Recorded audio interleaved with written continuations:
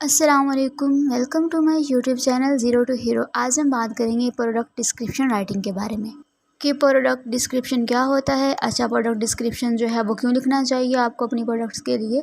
कुछ एग्जांपल्स के साथ हम ये वाली चीज़ देखेंगे कि इसका इंपॉर्टेंस क्या है। अब हम बात करते हैं कि प्रोडक्ट डिस्क्रिप्शन होता क्या है। एक्चुअली जो प्रोडक्ट डिस्क्रिप्शन है, ये कोई भी आपका जो प्रोडक्ट है आपकी वेबसाइट पे, चाहे वो ई कॉमर्स की वेबसाइट है चाहे नॉर्मल वेबसाइट है, उसके ऊपर आपने कोई फिज़िकल प्रोडक्ट को सेल करें या आप डिजिटल प्रोडक्ट को सेल करें, या मतलब वहाँ पे आपका कोई भी प्रोडक्ट है, वहाँ पे आप जो भी डिस्क्रिप्शन लिखते हैं उसका उनकी डिटेल्स बताते हैं, उनकी इन्फॉर्मेशन देते हैं यूज़र्स को, वो होता है प्रोडक्ट डिस्क्रिप्शन। इसका बहुत बड़ा इंपॉर्टेंस इसलिए है क्योंकि 87% जो यूज़र्स होते हैं वो परचेज़ करते टाइम डिस्क्रिप्शन को पढ़ते हैं, और अच्छा डिस्क्रिप्शन होता है तो वो उसको परचेज़ भी कर लेते हैं। और अगर अच्छा डिस्क्रिप्शन नहीं होता है तो वो फिर कहीं और से जाकर देखते हैं कि अगर आपका जो कंटेंट है इम्पैक्टफुल नहीं होता, उनको सारी इन्फॉर्मेशन नहीं मिल पाती है या फिर वो समझ नहीं पाते कि उनके लिए सही है कि नहीं है, क्योंकि वो हर चीज़ में पे कर रहे होते हैं और पे करते टाइम लोग कंसिडर करते हैं बहुत सारी चीज़ें। देन आता है कि कौन कौन से प्रोडक्ट के ऊपर आपको डिस्क्रिप्शन लिखने होते हैं। ऑनलाइन प्रोडक्ट्स जो होते हैं उसमें से कुछ फिजिकल प्रोडक्ट्स हैं जिसमें आ जाते हैं गैजेट्स, ठीक है, मोबाइल फ़ोन वगैरह हो गए, लैपटॉप्स हो गए, इलेक्ट्रॉनिक्स में आइटम्स हो गए, अप्लायंसेस हो गए किचन के या फिर होम के अप्लायंसेस हो गए, देन फर्नीचर, बुक्स वगैरह। और डिजिटल प्रोडक्ट्स की बात करें अगर, तो उसमें ई बुक्स हो गई, कोर्सेज़ वगैरह हो गए, सॉफ्टवेयर्स वगैरह के डिस्क्रिप्शन हो गए, मोबाइल ऐप्स वगैरह होती हैं उनके डिस्क्रिप्शन वगैरह होते हैं। तो ये सब चीज़ें जो हैं, ये ऑनलाइन आप जो है लिस्ट करके उनके प्रोडक्ट की डिस्क्रिप्शन आपको लिखना ज़रूरी होते हैं। देन है इम्पोर्टेंस, कि आपको जो अच्छा प्रोडक्ट डिस्क्रिप्शन आपने लिखना है वो क्यों ज़रूरी है अच्छा लिखना। बिना प्रोडक्ट डिस्क्रिप्शन के आप क्यों नहीं आगे जा सकते। तो बेनिफिट्स क्या हैं इसके। फर्स्ट जो है, आपको प्रोफेशनली मतलब उसको दिखाना है कि आपका जो बिज़नेस है वो प्रोफेशनल है, वहाँ से लोग जो है परचेज़ कर सकते हैं, उन पर ट्रस्ट कर सकते हैं। दूसरा जो है, कन्वर्जन रेट जो है वो आप इंक्रीज़ कर सकते हैं। कन्वर्जन रेट इंक्रीज़ करने का मतलब ये है कि आप यूँ समझ लें कि आपकी कोई भी प्रोडक्ट का पेज है, वहाँ पे 500 लोग आ रहे हैं मंथली या डेली, तो वहाँ पे 500 में से कितने लोग परचेज़ करेंगे। अगर कम कर रहे हैं, जितने लोग आ रहे हैं उनमें से कम रेट है परचेज़ की, तो जो आपका जो कन्वर्जन रेट है वो कम है। यानी कि जो आप ट्रैफ़िक लेकर आ रहे हैं, यानी कि ट्रैफ़िक तो आ रही है लेकिन उसमें परचेज़ नहीं हो पा रही, यानी कि लोग परचेज़ नहीं कर रहे हैं। तो अगर अच्छा प्रोडक्ट डिस्क्रिप्शन होगा तो जो कन्वर्जन रेट है वो अच्छी हो जाएगी, लोग परचेज़ करेंगे, ट्रस्ट करेंगे, ठीक है। ट्रस्ट एंड क्रेडिबिलिटी भी जो है वो इम्प्रूव होती है आपकी इससे।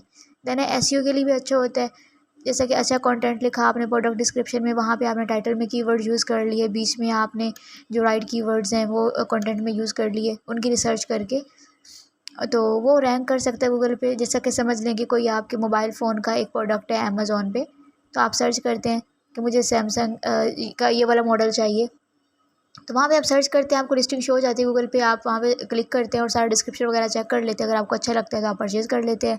अगर आपको वहीं पे डिस्क्रिप्शन ही नहीं मिला, पता ही नहीं चला कि रैम है कितनी, इसमें जो है मेमोरी कितनी है, इसमें कैमरा कितना है, क्या सीन है, जो भी है, तो इसलिए डिस्क्रिप्शन होना बहुत ज़रूरी होती है ताकि आपको सारी इन्फॉर्मेशन मिल जाए।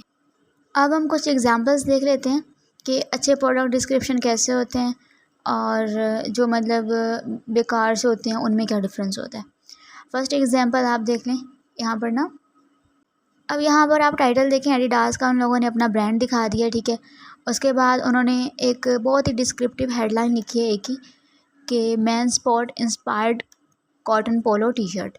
अब इसमें उन लोगों ने सारी चीज़ें इंक्लूड कर ली कि पोलो टी शर्ट है, मैन के लिए, स्पोर्ट्स में है और कॉटन फैब्रिक का बना हुआ है, तो बहुत ही ज़्यादा डिस्क्रिप्टिव है। अगर यूज़र इसको सर्च करे कि मुझे कॉटन में पोलो टी शर्ट सर्च करना है, तो वो ये भी मतलब ये वाला उस तक पहुंच सकता है, मतलब उस ये रैंक हो सकता है, रैंक कर सकता है, ठीक है।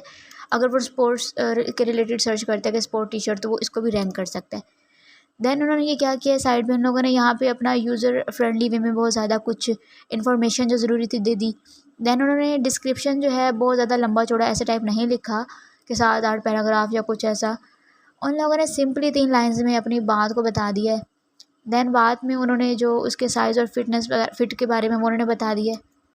देन हमारे पास दूसरा एग्जांपल है मैकबुक का, ठीक है। जैसे कि ये एप्पल का लैपटॉप है, इन्होंने डिस्क्रिप्शन जो है अमेज़ॉन की जो लिस्टिंग है वो यहाँ पर उन्होंने की है।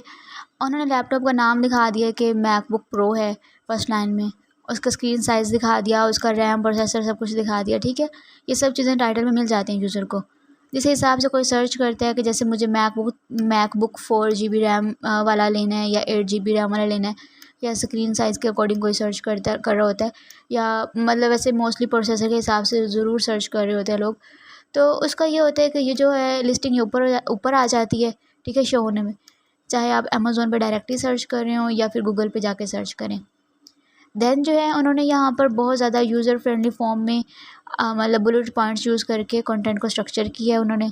बुलेट पॉइंट्स जो हैं वो यूज़ करते हैं रेदर देन आप बहुत सारे पैराग्राफ्स बनाकर लिख दें, ठीक है, क्योंकि ये होता है कि रीडेबिलिटी जो है ना वो डिक्रीज़ हो जाती है पैराग्राफ से, और अगर आप पॉइंट्स वगैरह शॉर्ट में लिख रहे हो तो वो इंक्रीज़ हो जाती है आपकी रीडेबिलिटी, ओके, और पढ़ने में भी ईजी रहता है। तो बहुत ज़्यादा पैराग्राफ्स को लोग बिल्कुल पढ़ना प्रेफर नहीं करते हैं, लेकिन छोटी छोटी 1-2 लाइन्स होती हैं तो इनको पढ़ने में बहुत ज़्यादा आसानी हो जाती है। देन जो एडिशनल डिटेल्स हैं इसके अंदर, किसी को सर्च करना कि प्रोसेसर कौन सा है, ग्राफिक कार्ड कितना है या रैम कितनी है, ये सारी एडिशनल टेक्निकल डिटेल्स इन्होंने नीचे टेबल की फॉर्म में मेंशन कर दी हैं, रेदर देन कि वो पैराग्राफ वाइज लिखेंगे रैम इतनी है सब कुछ। तो ये एक अच्छा प्रोडक्ट डिस्क्रिप्शन का एग्जाम्पल है। अब हम एग्जाम्पल देखते हैं उनकी जो अच्छे प्रोडक्ट डिस्क्रिप्शंस नहीं होते हैं, ठीक है, जिनको इम्प्रूव कर सकते हैं आप लोग, वो कैसे होते हैं वो मैं आपको एग्जांपल दिखाती हूँ। जैसे कि आप ये देख रहे हैं, ये क्लॉथिंग ब्रांड है उनका, तो कोई प्रोडक्ट है उनका, कोई डिस्क्रिप्शन है, उन्होंने बहुत ज़्यादा मतलब पैराग्राफ्स लिख दिए हैं, कोई पूरी डिटेल उठा के लिख दी है, लेकिन कोई भी इसको पढ़ना प्रेफर नहीं करेगा, स्पेशली क्यों, क्योंकि ये इतना सारा कंटेंट है, कौन पढ़ेगा इसको। अगर इसको अच्छे से स्ट्रक्चर करते, छोटा लिखते, थोड़ा थोड़ा कंसाइज कंटेंट लिखते, तो लोग उसको पढ़ते भी। तो ऐसे प्रोडक्ट्स में क्या होता है कि सेल्स वगैरह नहीं आती हैं। तो देखिए आप, रिव्यूज़ इनके अभी तक ज़ीरो हैं। एक और एग्जांपल देखते हैं। ये भी एक क्लोथिंग ब्रांड का एग्जांपल है, जिसे आजकल काफ़ी ज़्यादा लोग जानते भी हैं, लेकिन जो है उनका डिस्क्रिप्शन वगैरह वो इतना इफेक्टिव नहीं है, उनकी जो कन्वर्जन रेट है बहुत कम है, ठीक है।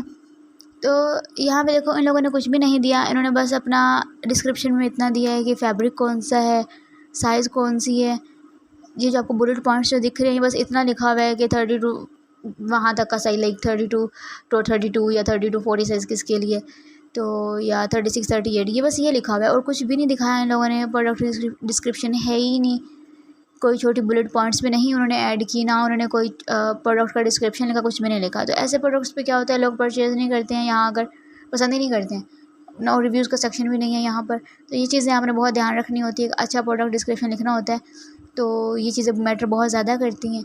अगर डिस्क्रिप्शन अच्छा नहीं है आपका या हो ही नहीं, तो उस पे जो सेल्स हैं उसके चांसेस बहुत कम हो जाते हैं। अब हम बात करेंगे how to write a good product descriptions. अभी हमने बात की थी कि अच्छा डिस्क्रिप्शन क्यों लिखना चाहिए, इंपॉर्टेंस क्या है, एग्जाम्पल वगैरह देखिए हमने। अब हम देखते हैं कि अच्छा डिस्क्रिप्शन लिखेंगे कैसे आप, ठीक है, स्टेप बाय स्टेप हम इसका पूरा प्रोसीजर देखेंगे। सबसे पहले तो आपको अपना एम पता होना चाहिए कि प्रोडक्ट डिस्क्रिप्शन आप लिख रहे हैं उसका आपका एम क्या है, ठीक है। जो भी प्रोडक्ट है आपकी वो हर अलग होती है, उसकी ऑडियंस अलग होती है, उसकी सारे फीचर्स अलग होते हैं, बेनिफिट्स अलग होते हैं। तो आपका जो एम है, आपको पहले ये दिखाना है प्रोडक्ट डिस्क्रिप्शन के थ्रू कि ये प्रोडक्ट क्या है, ये क्या वर्क करता है, इसके बेनिफिट्स क्या हैं, और आप मतलब जो यूज़र है उसको क्यों ख़रीदना चाहिए। तो डिस्क्रिप्शन लिखने से पहले आपको थोड़ा अपनी ऑडियंस को मतलब ध्यान में रखना चाहिए, उनको रिसर्च कर लेना चाहिए, क्योंकि हर प्रोडक्ट की अलग अलग ऑडियंस होती है। तो सबसे पहले आपको टारगेट ऑडियंस को डिफ़ाइन कर लेना है, उनकी जो रिक्वायरमेंट्स हैं वो क्या हैं, उनके चैलेंजेस क्या हैं, उनको अंडरस्टैंड करना है, क्योंकि हर बिज़नेस की अलग ऑडियंस है। कोई बिज़नेस है, कोई प्रोडक्ट है, समझ लें फॉर एग्ज़ाम्पल कोई प्रोफेशनल सर्विस प्रोवाइड कर रहे हैं आप, तो उनकी ऑडियंस मतलब वर्किंग प्रोफेशनल्स हैं, बिज़नेस पर्सनस हैं, कुछ ऑडियंस की समझने के रेगुलर पर्सनस हैं, तो हाउसवाइफ्स हैं या स्टूडेंट्स हैं। तो उस हिसाब से आपको टोन और पिच यूज़ करना पड़ेगी, ठीक है, डिस्क्रिप्शन में। तो फर्स्ट थिंग ये आपको पता कर लेनी चाहिए कि आपकी ऑडियंस कौन कौन सी है।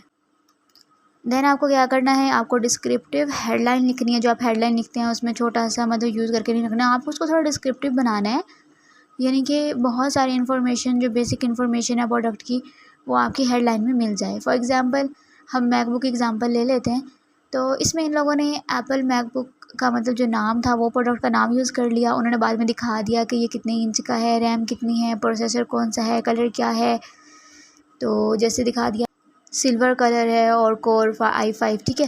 तो ये इन्फॉर्मेशन जो है इन लोगों ने टाइटल में ही दे दी अपने, और समझ लें कि अमेज़ॉन पे इसकी लिस्टिंग है, वहाँ पर ब्राउज़ कर रहे थे यूज़र लैपटॉप्स, तो वहाँ पे उनको हेडलाइन देखने के बाद डिसाइड कर सकते हैं कि जो मैं सर्च कर रहा हूँ वो प्रोडक्ट है या नहीं। अगर कोई i5 सर्च कर रहा है, i5 लैपटॉप सर्च कर रहा है मैकबुक का, तो ये लिस्टिंग जो उसको चली जाएगी, वो डिसाइड कर सकता है कि लेना है कि नहीं लेना है, मुझे इसको आगे देखना है कि नहीं देखना है। और सेकंड थिंग कि यहाँ पर इतने सारी चीज़ें यूज़ करने का बेनिफिट ये है दूसरा कि ये एसईओ के लिए भी अच्छा होता है। कोई समझ लें कि सर्च कर रहा है मैकबुक i5, ठीक है, तो यहाँ पे मैकबुक वर्ड भी है, i5 वर्ड भी है और लैपटॉप भी है, ठीक है, मतलब लैपटॉप की कैटेगरी में लिस्टिंग है इसकी। तो ये जो है सर्च में लिस्टिंग में इसकी लिस्टिंग वहाँ पे रैंक कर जाएगी और इसके ऊपर जो क्लिक्स हैं चांसेस बढ़ जाएंगे इसके ऊपर क्लिक्स आने के। दैन अगर कोई रैम के हिसाब से सर्च कर रहा है, कोई रोम के हिसाब से सर्च कर रहा है, ये सब चीज़ें जो है ना डिस्क्रिप्शन में, टाइटल में आपने छोटा सा दे दिया वहाँ पर। ये चीज़ें आपको ध्यान रखनी है। कोई भी प्रोडक्ट होता है उसको जो मेन पॉइंट्स हैं जिससे रिलेटेड लोग सर्च करते हैं, वो चीज़ें जो है ना आपको हेडलाइन में इंक्लूड करनी चाहिए। देन जो है सेकंड थिंग, आपको जो इंट्रोडक्शन आप स्टार्ट करते हैं प्रोडक्ट डिस्क्रिप्शन का, उसमें आपको बेनिफिट ज़्यादा दिखाने हैं पहले, फ़ीचर्स वगैरह, दूसरे डिस्क्रिप्शन जो हैं या दूसरी जो चीज़ें हैं टेक्निकल डिटेल्स वगैरह, उन सबसे पहले आपको बेनिफिट्स थोड़े से दिखाने हैं यूज़र को कि बेनिफिट्स क्या हैं इस प्रोडक्ट के। जैसे कि हम एग्जांपल देख लेते हैं एयरपोर्ट्स का। तो यहाँ पर उन्होंने सबसे पहले ये दिखाने के बाद सीधा नीचे देखें आप बेनिफिट्स दिखा दिए हैं कि मतलब automatically on, automatically corrected, easy setup, quick access, double tap to play, ठीक है। तो ये सारे बेनिफिट्स हैं इसके। ये कुछ फ़ीचर्स भी हो गए हैं इसमें, लेकिन फ़ीचर्स को भी उन लोगों ने एज अ बेनिफिट शो करवाया है कि चीज़ें आपने ध्यान रखनी रहता है, आप सिंपली फ़ीचर वगैरह उसमें शो करा दें। प्रोडक्ट को प्रमोट करने के चांसेस जो हैं वहाँ पे कम हो जाएंगे। तो आपको फ़ीचर से पहले प्रोडक्ट का जो के बेनिफिट्स हैं वो दिखाने हैं और फ़ीचर्स को भी एज अ बेनिफिट आपने दिखाना है, ठीक है। तो इससे क्या होता है, जो यूज़र है उसको जो चैलेंजेस हैं, जो मोटिव है उसके, जो उसके इंटेंशन है सर्च करने के, वो परचेज़ कर लेगा और वो फुलफ़िल हो जाएंगे यहाँ पे, और आपका जो कंटेंट होता है वो इम्पैक्टफुल बन जाता है।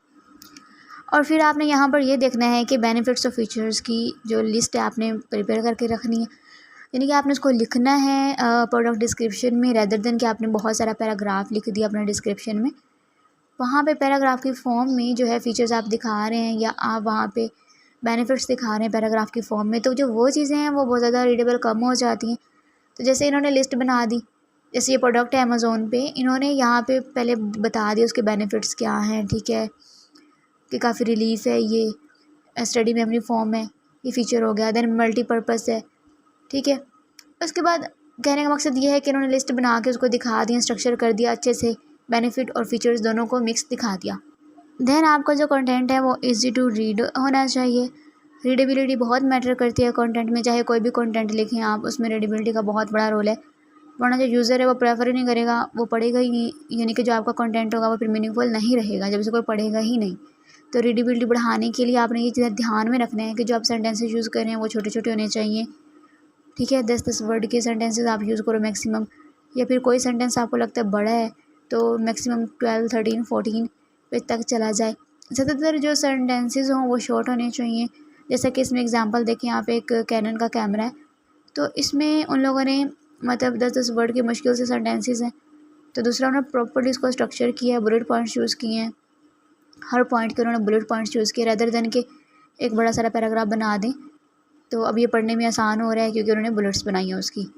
तो ये सारी की सारी चीज़ें ईजी टू रीड हो गई हैं। ये सारी जो काम है आपको अपने प्रोडक्ट डिस्क्रिप्शन में भी करने हैं। देन हमारे पास है नेचुरल लैंग्वेज एंड टोन, ठीक है। अब जो स्टार्टिंग में हमने डिस्कस किया था कि ऑडियंस की रिसर्च करनी है आपने, ऑडियंस को अंडरस्टैंड करना है आपने, वो यही चीज़ है। जब आप वो चीज़ करेंगे तो वो बहुत ज़्यादा मैटर करेगी। जो नेचुरल लैंग्वेज है, जो टोन का जो रोल है वो ये है कि जो फेमिलियर वर्ड्स हैं वो यूज़ करने हैं आपने। जैसे कोई वुमेन का प्रोडक्ट है या मैन का प्रोडक्ट है, किस तरह का लैंग्वेज जो है आपका टोन वगैरह आप यूज़ कर सकते हैं चेंज करके, तो वो आपको नेचुरली यूज़ करनी रहता है। देन के कोई फैंसी वर्ड या बड़े वर्ड या कॉम्प्लिकेटेड वर्ड्स जिनका मीनिंग ही लोगों को नहीं पता, वो यूज़ करने के बजाय आप वो वर्ड यूज़ करें जिनको लोग जानते हैं, ठीक है, सिंपल वर्ड्स।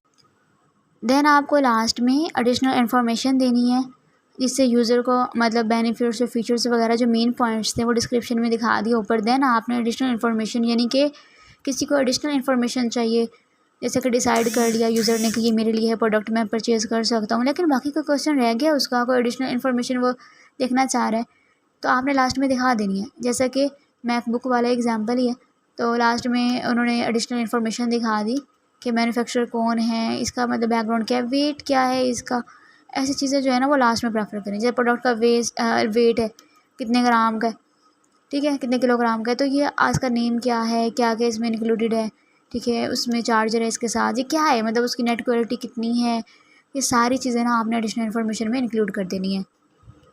देन आपको क्या करना है, आपको पावरफुल वर्ड्स का इस्तेमाल करना है। आपने ऐसे वर्ड चूज़ करना है जो पावरफुल हों, स्पेशली इंट्रोडक्शन, फीचर्स और बेनिफिट्स की बात जब आप करते हैं तो वहाँ आपने पावरफुल वर्ड्स यूज़ करने हैं। जैसे कि ये देखें कि एक अमेज़न का जो किंडल आता है उस पे वहाँ पे जो प्रोडक्ट उसकी डिस्क्रिप्शन लिखी हुई है तो सिंपल सी है, इतना ही दिखाया उन्होंने, इतने इंच की डिस्प्ले है। उन्होंने क्या वर्ड यूज़ किया, गॉर्जियस का वर्ड यूज़ किया, यानी कि पावरफुल वर्ड है, इम्पैक्ट डालता है।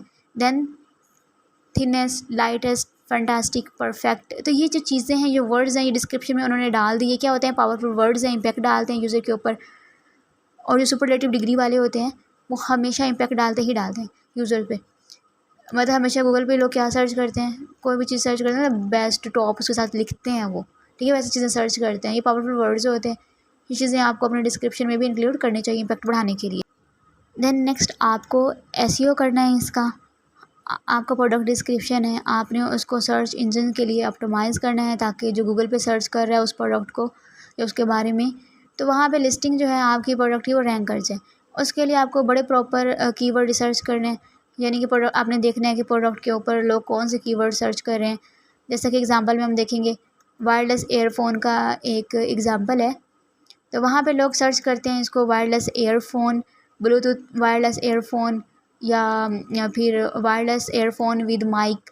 तो इस तरह से इन्होंने हेडिंग में क्या कीवर्ड यूज़ किया है, इन्होंने ये किया है कि Bluetooth wireless earphones with mic, ठीक है। ये लॉन्ग टेल कीवर्ड उन्होंने यूज़ किया है, इसमें 4-5 तरह के सर्चेज़ हैं, उनको उन्होंने एक ही कीवर्ड में कवर कर दिया, ठीक है। अगर किसी ने फॉर एग्जांपल सर्च किया ब्लूटूथ वायरलेस ईयरफोन्स, ठीक है, तो ये भी इसमें इंक्लूड हो गया। अगर किसी ने ये सर्च किया कि वायरलेस ईयरफोन्स विद माइक, तो ये भी आ गया। तो वायरलेस ईयरफोन सर्च किया तो भी आ गया। तो ये जो चीज़ें हैं, ये ऐसे कीवर्ड्स हैं, आपको ध्यान में रखने हैं कि एक ही कीवर्ड में आप 3-4 कीवर्ड को कवर कर पाएँ। देन दूसरा इन्होंने क्या किया, यहाँ पे अपने डिस्क्रिप्शन में एक और कीवर्ड यूज़ कर लिया है, वायरलेस ईयरफोन्स एंड हेडफोन्स, ठीक है। अब इस कीवर्ड में भी कोई सर्च कर रहा है बैठ के, तब भी इसके रैंक करने के चांसेस ज़्यादा हैं, ठीक है। प्लस ये ब्रांड का नाम यहाँ पर आ गया JBL का, तो JBL ब्लूटूथ स्पीकर सर्च कर रहा है, JBL मतलब Bluetooth speakers without mic search कर रहा है या विद माइक सर्च कर रहा है, तो ये भी सारे के सारे जो है ना इसके रैंक होने के चांसेस ज़्यादा हैं, इस पर ट्रैफिक आ जाएगा। देन हमारे पास सबसे लास्ट थिंग जो वो ये FAQs, फ्रीक्वेंटली आस्क्ड क्वेश्चंस, आपको सबसे लास्ट में इंक्लूड करने हैं, ठीक है। इससे क्या होता है कि जो यूज़र है उसको जो क्वेश्चंस वगैरह रह जाते हैं, सारी इन्फॉर्मेशन आपने दे दी, ठीक है, फिर भी कोई क्वेश्चन रह जाता है उनके माइंड में, तो परचेज़ करने के जो आपके प्रोडक्ट के बीच में आ रहे हैं, तो वो जो है वो सारे कवर हो जाते हैं FAQs में। जैसे कि लैपटॉप का एग्जांपल देखते हैं, तो is this with 7th Gen processor, ठीक है। अब ये क्वेश्चन था यूज़र का, अब FAQ में आपने इसको कवर कर लिया, आपने बता दिया कि ये 7th Gen प्रोसेसर है कि नहीं है, ठीक है। और किसी का क्वेश्चन था कि मैं इसमें से मतलब जो मैकबुक था तो मैं इसमें इसको मतलब विंडोज़ में यूज़ कर सकता हूँ, तो ये जो क्वेश्चन था यहाँ पर उन्होंने उसका पुट कर लिया। मतलब डिस्क्रिप्शन में आपने ऐसा क्वेश्चन देना है कि विंडोज़ वगैरह या दूसरे ब्रांड्स के या इंक्लूड नहीं करेंगे पॉइंट्स, तो ये चीज़ें हैं आपने FAQs में कवर करनी। और तो बाकी जो क्वेश्चंस वगैरह बचते हैं अपने ऑडियंस के, टारगेट ऑडियंस के, वो आप FAQs में ईज़िली कवर कर सकते हैं। ये था हमारा आज का लेक्चर, उम्मीद है कि आप सबको समझ आ गई होगी। अगर कोई क्वेश्चन है तो आप कमेंट में पूछ सकते हैं। चैनल को ज़रूर सब्सक्राइब करें, वीडियो को ज़रूर वॉच करें और वीडियो को शेयर करें। थैंक यू, अल्लाह हाफिज़।